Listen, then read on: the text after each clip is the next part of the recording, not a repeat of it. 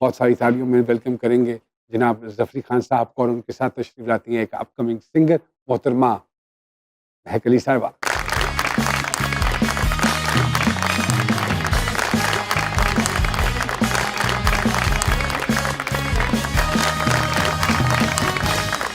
अस्सलाम वालेकुम। वालेकुम अस्सलाम। अस्सलाम अस्सलाम वालेकुम। वालेकुम and thank you for having me. आपकी मैं बहुत बड़ी फ़ैन हूँ, बल्कि मैं डरी भी थी जब मुझे यहाँ पे ये बताया अभी भी डरी हुई है तो। नहीं, नॉर्मल हो जाएंगे आहिस्ता आहिस्ता।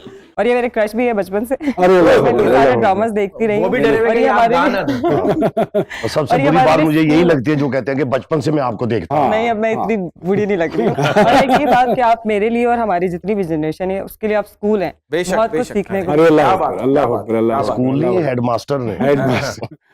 खान साहब कैसी तबीयत? शुक्र अल्हम्दुलिल्लाह। फर्स्ट क्लास जा रहा है। जी मजे में। थोड़ा सा बताएंगे अपने हवाले से कि ये कहाँ से जर्नी शुरू हुई जी।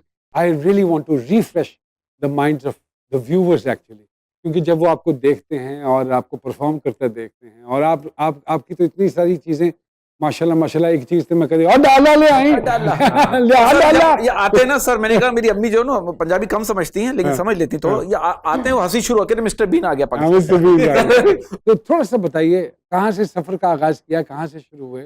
नहीं ये मैं आपको एक बात बताता हूँ, घर से हर बंदा हीरो बनने के लिए निकलता है। अच्छा, वाह वाह वाह वाह वाह वाह। और अब जब हम फील्ड में आए तब इंडस्ट्री बड़ी अरूज पे थी।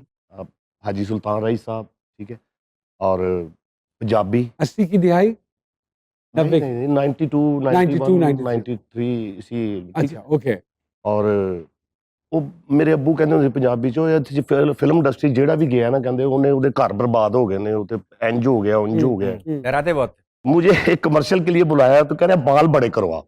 मैं कहा यार मेरा एक स्टाइल है ये थिएटर के ऊपर। कह रहे नहीं आप बाल बड़े करो फिर आपको कमर्शियल में लेंगे। तो मैं कहा फिर वैन डीजल रॉक इन्हों तो फिर करो कट दियो ना इंडस्ट्री चो तुसी, क्योंकि उन्होंने तो बाल है ही नहीं।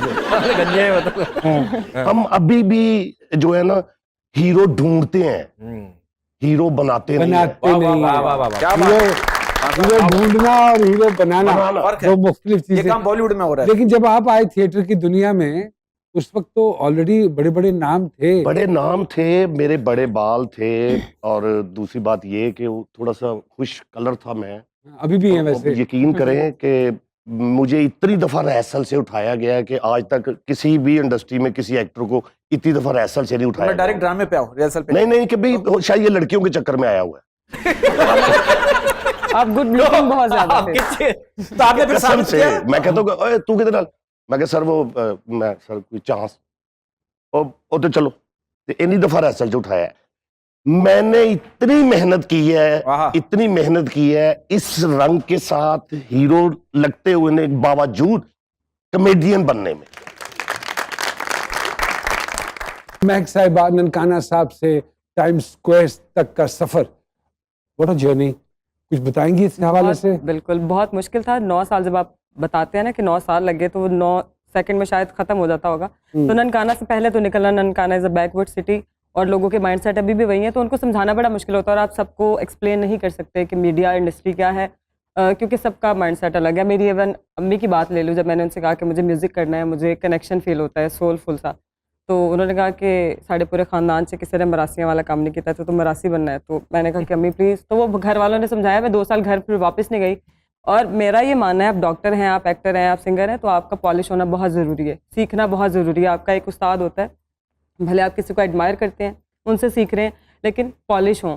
तो फिर मैं हॉस्टल में 2 साल रही। मैं रेडियो पाकिस्तान सीखने जाती थी। आई स्टिल रिमेंबर कि मैं जब वापस आती थी, गर्ल्स हॉस्टल था, तो 10 बजे बंद हो जाता था।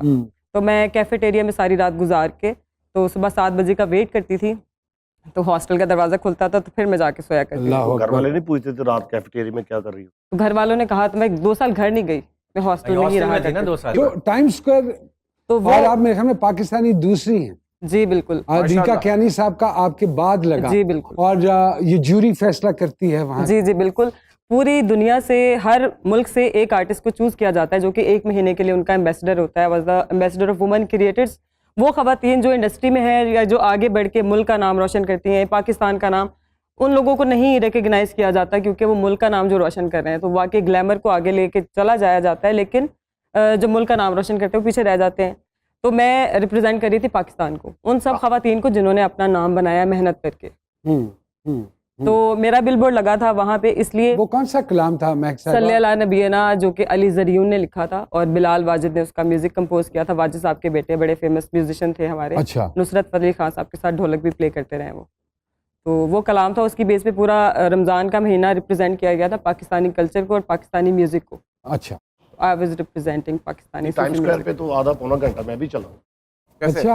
वो उन्होंने नहीं, वो as पब्लिक in- की तरफ कैमरा किया हुआ था। मैं ऐसे- एक छोटी सी ब्रेक और ब्रेक के बाद जिस जगह में दोबारा आपकी खिदमत में हाजिर होते हैं, कहीं मत जाइएगा।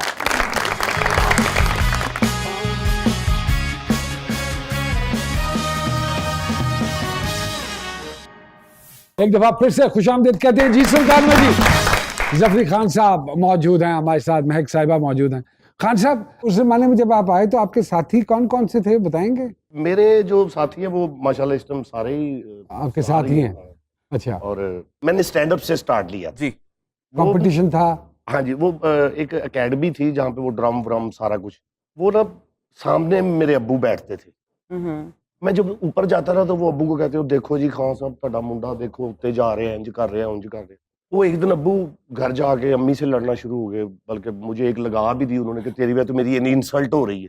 वो कह रहे हैं पता ਕਿਹੜੇ ਕੰਮ 'ਚ ਪੈ ਗਿਆ, ਇੰਜੇ ਉੰਜੇ ਫਲਾਣਾ ਤੂੰ ਇਹਨੂੰ ਇੰਜ ਕਰ।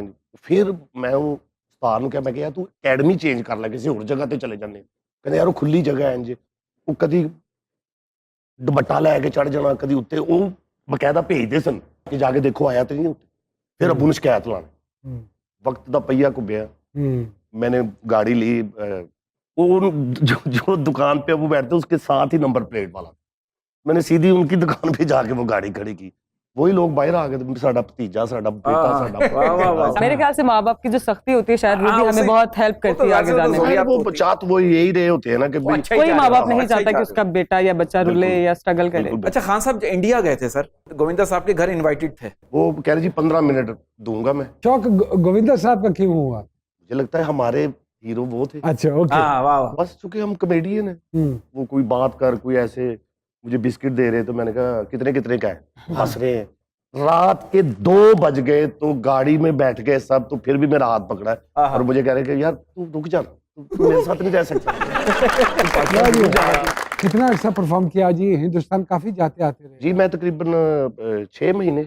शोएब अख्तर साहब जज थे उसके, और हरभजन सिंह कॉमेडी और प्रोग्राम था। उसमें एक शो में अन्नू मलिक साहब के कमेंट्स हैं कि भी मैं आज तक किसी के लिए खड़ा नहीं हुआ और मैं आज जफरी खान के लिए सिर्फ खड़ा हूँ। वो मैंने एक साइलेंट परफॉर्मेंस की थी, माइम शो। वो खाना, वो हर चीज को ऐसे बना के, वो उसमें डायलॉग नहीं थे।